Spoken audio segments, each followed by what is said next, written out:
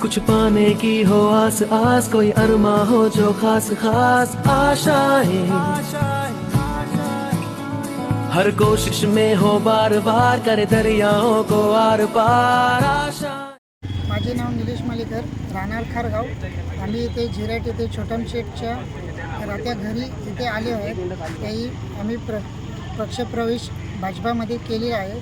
आम्ही त्यांचा छोटम शेठचा काम बघून त्यांचं सगळं हे करून त्यांच्या पक्षाला आम्ही पाठिंबा देतोय आणि आम्हाला आमदार हे छोटम शेठच पाहिजे. नमस्कार. आज आम्ही छोटम शेठ यांच्या निवासस्थानी इकडे आलेलो आहोत झिराड या ठिकाणी.